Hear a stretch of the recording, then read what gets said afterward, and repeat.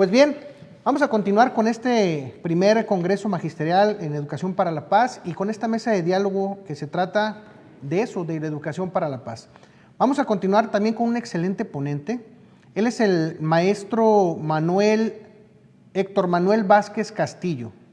Él es licenciado en Desarrollo Humano con maestría en Educación para la Paz, ambos por la Universidad Albert Einstein, certificado como facilitador de paz por Rotary Peace Project Internacional. Actualmente es catedrático de posgrados en materia de desarrollo humano, cultura de paz y educación en valores en la Universidad Albert Einstein, donde es coordinador en desarrollo institucional y tiene el reconocimiento como profesor meritorium. Es miembro fundador y miembro del Consejo Directivo de la Comisión Nacional para la Cultura de Paz y la No Violencia AC. Es miembro asesor honorario de la Asociación de Educadores para la Paz AC. Es miembro de la Organización Internacional para el Desarrollo Humano AC. Es instructor del Programa de Certificación Internacional de Educación for Peace México de Pax Humana, una organización de la Fundación La Paz Comienza con los Niños AC. Y es consultor en Smart Leader Consulting. Ha desarrollado su labor en México, Latinoamérica y Texas, Estados Unidos. Ha participado como ponente en más de 35 eventos Magnus e impartido decenas de conferencias, cursos y talleres. Ha dirigido más de 150 tesis de posgrados en Educación para la Paz y dictado cátedras de maestrías en Educación para la Paz desde el año 2005. Desde el 2002 es catedrático de Desarrollo Humano y Educación para la Paz de la Universidad Albert Einstein. De 2005 al 2014 fungió como coordinador de la Maestría en Educación para la Paz y entre 2007 y 2009 como director académico. Del 2010 a 2015 dirigió el programa de Educación para la Paz online de posgrados, para luego dirigir el Departamento de Desarrollo Académico. Como miembro de la Organización Internacional para el Desarrollo Humano, AC, se ha dedicado a la promoción y formación al desarrollo humano y cultura de paz a lo largo de la República Mexicana y en Sudamérica. Ha participado activamente en el diseño de proyectos y organizando eventos, seminarios y diversas actividades de educación para la cultura de paz desde 1986 hasta el presente. Pues con ustedes, el maestro Héctor Manuel Vázquez Castillo. Bienvenido, maestro. Muchas gracias, maestro Carlos. Gracias a las doctoras, a la doctora Verónica, a la doctora Narcedalia que nos acompañan hoy, de las cuales voy a estar aprendiendo mucho también. Y bueno, quiero entrar directamente al tema para no robarme el tiempo de la doctora Narce, que es la última en presentarse, es nuestro platillo fuerte. Así es que, bueno, entro en materia. Cuando hablamos de educación para la paz, muchas personas no imaginan qué es exactamente lo que se hace cuando se educa para la paz y por qué habría que educar para la paz, sobre todo cuando consideran que no estamos en un país en guerra y por lo tanto, ¿por qué se requiere, no? Pero si nos damos cuenta, nosotros estamos rodeados, la vida es un campo que está minado de conflictos y minado de violencia, y nosotros desde nuestra más tierna infancia recibimos agresiones de todo tipo, agresiones intencionadas y agresiones que no tenían la intención de cometer hacia nosotros. Y en otras ocasiones incluso nosotros somos víctimas simplemente de nuestra falta, de nuestra incapacidad, de nuestras falencias, por ejemplo, de capacidades para socializar, de capacidades para manejar los conflictos. Por lo tanto, necesitamos prepararnos. De ahí la necesidad de educar para la paz. Educarnos para recobrar la paz que hemos perdido a partir de los conflictos que vivimos. Y los conflictos son diarios. Así es que nosotros no podemos vivir una vida llana y lisa en donde no existe ningún problema. La vida nos presenta problemas cuando menos lo esperamos. Entonces, prepararnos para esto requiere de tomar información. Nosotros somos consumistas de información y en el consumo de esta información no siempre tenemos los criterios adecuados para saber si es correcto lo que nosotros estamos pensando o no. Y por lo tanto, nuestras actuaciones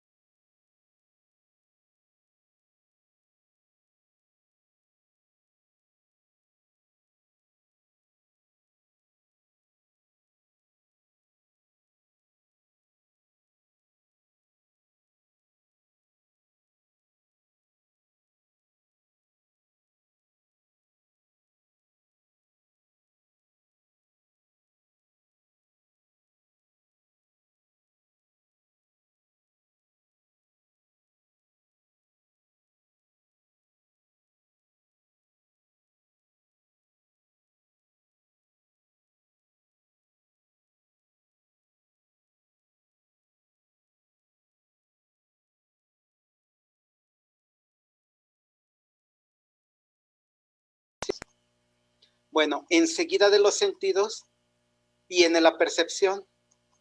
Y la percepción es el filtro a través del cual nosotros interpretamos la información que observamos. Son 5 pasos básicos: sensación, percepción, conocimiento, pensamiento y actuación.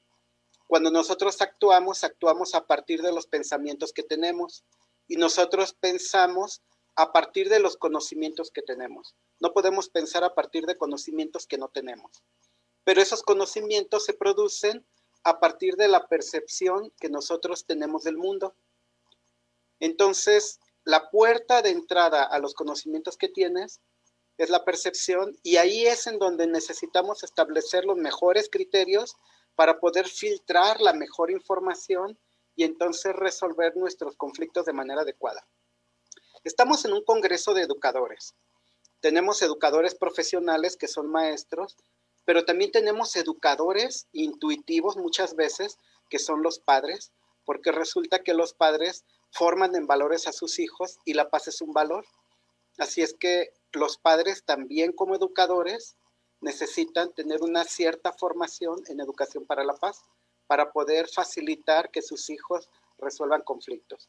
Y en este sentido, entonces, habría que revisar cómo nosotros asumimos criterios y también ciertos criterios que necesitamos derribar. Un criterio es una idea a partir de la cual enjuiciamos al mundo o calificamos al mundo. Cuando tú piensas que alguien te hizo daño, piensas a partir de cierto criterio. Hay criterios errados y hay criterios correctos. Un criterio errado, por ejemplo, es que tú juzgues que se te ha hecho mal a partir de que te guste o te disguste algo, a partir de que sientas placer o displacer, a partir de que esto consideres que te beneficia o no. Sería errado porque el placer, el gusto por algo, no puede ser un criterio que determine que algo es correcto, que algo es debido. Por ejemplo, cuando alguien te hace una retroalimentación sobre un error que estás teniendo, te retroalimentas de que tú le gritas con mucha fuerza a las personas, las intimidas y haces que los demás se alejen de ti, y te retroalimentan eso. Te puede disgustar, te puede causar displacer, pero sin embargo es correcto, es debido que lo recibas, y además es debido que lo asumas y que cambies a partir de esa retroalimentación. Porque si alguien te lo está indicando con una sabiduría, tu gusto o disgusto no debe ser el filtro. El filtro debe de ser si esa información tiene sabiduría, tiene prudencia, y si esa información es debida para ti. Enseguida, nosotros podemos ir revisando la información que hay en nuestro entorno con la cual nos hemos alimentado, como por ejemplo, las personas tienen ideas acerca de cómo deben de ser las cosas y uno las asume, ya sea porque las vivió en la infancia, ya sea porque no tienes otras ideas que compitan con ella y necesitas tener criterios para juzgar esa información. Una información que recibimos en la cultura, por ejemplo, es: al lugar que fueres, hacer lo que vieres. Parece correcto y parece debido, al lugar que fueres, hacer lo que vieres. Pero resulta que, por ejemplo, si tú te desenvuelves en una cultura que reprime a las mujeres y tú, bajo el criterio al lugar que fueres, hacer lo que vieres, te sumas a la represión hacia la mujer, que a veces es una represión velada, porque es una represión a través de no darles oportunidades, a través de impedirles el acceso a ciertos recursos, a través de las tareas que se les asigna o del menosprecio a su inteligencia, etcétera. No, a veces no es una violencia directa, es una violencia que está velada a partir de las conductas y actitudes que las personas tienen que no han reflexionado suficientemente. Entonces, en este sentido, nosotros nos estaríamos sumando a algo que es negativo. Así es que ese no es un criterio. Pero ¿qué sí sería un criterio? ¿Qué sí sería un paradigma? Que tú respetes la dignidad de todas las personas en cualquier lugar en que te encuentres. Y entonces, cuando dices al lugar que fueres, hacer lo que vieres, te estás poniendo en una posición en la cual atentas contra la dignidad de mucha gente. Necesitas dar un paso atrás y observar qué es digno para cada ser humano. Y de ahí vendría otro criterio más, considerar a las personas primero como seres humanos y enseguida con la identidad que ellas tienen o han asumido o se les ha adjudicado. Por ejemplo, las personas son personas antes de ser judíos, antes de ser homosexuales, antes de ser migrantes, antes de ser minusválidos, antes de ser cualquier otra cosa, primero son personas, primero son seres humanos. Y existe una dignidad humana que no solamente requiere respeto, sino celebración. El hecho de que tú seas un ser humano requiere celebración, porque llegar a ser un ser humano es algo bastante difícil, bastante complejo. Y además, irte formando en la vida a pesar de los errores y fracasos que hayas tenido, es algo que ha tenido un esfuerzo. Se requiere toda una sociedad completa, toda una comunidad para formar a una sola persona. Y cuando esta persona llega al mundo, entonces toda esta incidencia sociocultural que hay encima de él puede guiarle correctamente o guiarle incorrectamente. Si tú puedes darte cuenta que él tiene una dignidad especial por solamente ser un ser humano, entonces le vas a respetar el valor que tiene como ser humano. Le vas a cuidar, le vas a atender y te vas a preocupar por él. Los paradigmas socioculturales que existen en nuestras sociedades van forjando ideas que parecen válidas y realmente necesitamos cuestionarlas constantemente. Una idea, por ejemplo, que habría que revisar y habría que discutir es la idea de qué es la paz y qué es la violencia, para que tú puedas revisar si lo que estás ejerciendo es paz o si lo que estás haciendo es violento. La paz tiene un origen etimológico que se refiere a hacer acuerdos y a establecer límites, pero no podemos reducir la paz a sus orígenes etimológicos, porque la humanidad sigue evolucionando, su pensamiento evoluciona, y al evolucionar el pensamiento nos damos cuenta de que hay más implicaciones que simplemente establecer acuerdos. Por ejemplo, te vas a dar cuenta que las personas tienen altibajos, y aunque tú quieres establecer un estado de paz, es difícil porque las personas tienen una dinámica que están viviendo y en esa dinámica entonces se sumergen en el dolor y luego salen a la luz y alcanzan su felicidad, pero posteriormente también van a volver a entrar en un proceso de dolor porque la vida así funciona. Entonces, si existen altibajos, la paz tiene que adaptarse a esos altibajos y entonces la paz tiene que acompañar a las personas en el momento del conflicto. No podemos decir que en el conflicto hay ausencia de paz y que en el momento en que la persona está en un estado de felicidad alcanzó la paz. Voy a poner un ejemplo, y es un paradigma cultural que habría que establecer. Es un paradigma para una cultura de paz. Si tú estás enojado, si tú tienes miedo, si tú estás agresivo, y durante la discusión con otro, durante el conflicto con otra persona, este conflicto interpersonal, tus emociones están a flor de piel, tú puedes sembrar ahí la semilla de la paz a través de tratar a la persona con respeto, a través de hacer el reconocimiento de su dignidad. Por ejemplo, no estoy de acuerdo en lo que dices, es más, me irrita lo que dices, pero está bien, no solamente te voy a escuchar, sino que tiene valor porque tú como persona en el transcurso de tu vida has llegado a esas ideas. Yo te respeto a ti como persona y respeto lo que dices. Y te valido. Te valido en el sentido de que ahorita piensas de esta manera y yo considero que es válido que tú puedas pensar como tú desees. Eres autónomo. Esa actitud, esas formas de hablar que hacemos, por ejemplo, cuando nosotros estamos platicando con otros y en medio de la discusión, nosotros queremos agredir, pero contenemos la agresión y aportamos respeto, aportamos amor, provoca que la reconciliación haya quedado sembrada y la reconciliación se dé enseguida, en el momento en que la persona ya regresa a su estado de paz del que nos hablaba la doctora Verónica. La paz estuvo durante el conflicto, pero la paz emergió y se mostró, se reveló, porque tú la sembraste antes. No va a iniciar el proceso de paz. Un minuto, maestro. Bueno, gracias, muchas gracias, maestro Carlos. La idea es, tú eres un educador, porque todas las personas que te miran obtienen modelos de lo que tú eres. Si tú no te preparaste profesionalmente como un educador, no importa, sigues siéndolo.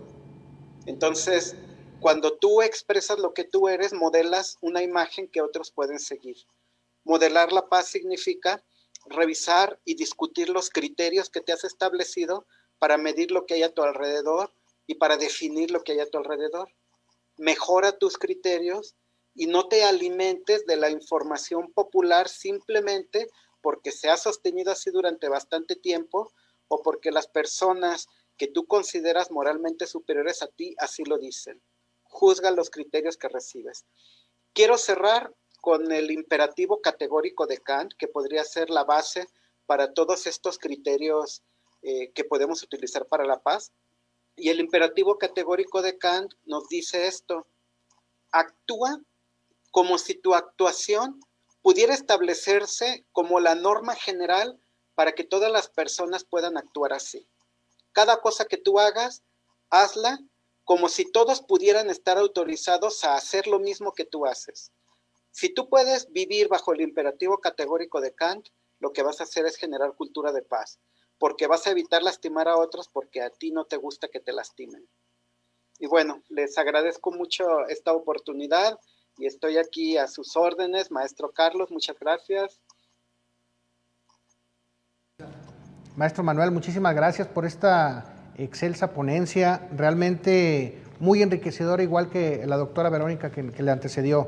Por ahí estoy checando, tiene el público una pregunta y dice: ¿cómo puede un educador que no imparte materias humanistas, sino tecnológicas, científicas o administrativas, sensibilizar o formar a las personas en principios de paz, si no es su tema educativo? Adelante, maestro. A veces pareciera que las personas que no están en los temas humanistas entonces son ajenas a los temas humanistas, pero resulta que todo educador trabaja con humanos, y si tú trabajas con humanos, entonces significa que estos humanos tienen una necesidad y que tú puedes acercarte a esa necesidad. ¿Cómo hacerlo? Yo estoy impartiendo matemáticas, ¿y cómo le puedo hacer? Bueno, esa persona que está aprendiendo contabilidad, que está aprendiendo administración, que está aprendiendo física, etcétera, también tiene frustración, también siente estrés, también se juzga muy fuertemente a sí misma, o por el contrario, vive sus placeres desenfrenadamente y requieren esa orientación. Así es que cuando tú estás impartiendo esas materias, simplemente pregúntales cómo están, cómo se sienten, cómo está su vida en este momento, y puedes durante unos 5 minutos generar un diálogo en donde todo mundo se puede enriquecer a partir de los conocimientos y experiencias que cada uno tiene o aquellas en las que te preparaste. Por lo menos algo les puedes aportar. Pero si no abres este tema y si únicamente te quedas en lo tecnológico, por ejemplo, entonces las personas se pueden llevar muchos conocimientos, pero fracasan después porque su inteligencia emocional y su inteligencia social los traiciona. Y es algo que en lo que tú les pudiste haber brindado una orientación gracias a tu experiencia. Así es que es mucho lo que podemos hacer, porque ellos son seres humanos y tú también, y puedes conectarte a ese nivel con ellos. Muy bien, maestro Manuel, muchísimas gracias. Vamos a cerrar con esta última pregunta que nos hacen. Dice: ¿cómo hacer que estos principios y valores para la paz se desarrollen en el círculo familiar? Sobre todo si nunca ha sido un tema que se haya tocado en la familia. Bueno, sí, en la familia es complicado, o sea, hay mucho conflicto familiar porque las personas viven muy cercanamente y se conocen íntimamente. Y entonces al conocerse íntimamente también se sienten en riesgo, se sienten vulnerables. Conocen sus más pequeños pecadillos y también conocen sus grandes problemas de personalidad y de relaciones y sus carencias, ¿no? Pero hay un punto que es más importante, que es el vínculo. Y si nos concentramos en el vínculo, si nos concentramos en la unión, entonces a partir de esa línea podemos reestructurar la dinámica familiar. El vínculo tiene que ser sano. Y para que el vínculo sea sano, tenemos que debernos entre nosotros valores. Lo primero es: contiene tu impulsividad, contiene tus impulsos. Y lo segundo es: aporta a partir de la dignidad del otro. Yo soy padre y por lo tanto puedo abusar de mis hijos porque no solo soy su autoridad moral, sino que además en cuestión de inteligencia, en cuestión de desarrollo, pues soy superior a él, le llevo 20 años por lo menos, ¿no? No puedo abusar de ello. Lo importante es el vínculo. Sana el vínculo, mantén sano el vínculo. Cuida que nunca se rompa el vínculo. No por ser familiares de sangre, por ejemplo, nosotros estamos obligados o nos debemos ya una lealtad y una unión. Tenemos que construir eso. Y al construirlo, partimos a través de ese interés. Ahora, uno de los dos tiene que iniciar y posiblemente uno de los dos es el que siempre lo mantiene. Bueno, así es la vida, ¿no? Hay ocasiones en que hay un hijo ingrato con un padre que siempre ha estado ahí cerca y podría ser justo o parecer que sea justo que el padre retire entonces su apoyo y su amor, pero pues ¿qué es mejor? Que tú te mantengas, porque si sostienes el vínculo puedes aportarle mucho a la dinámica familiar. Muy bien, maestro Manuel. Muchísimas gracias por su participación.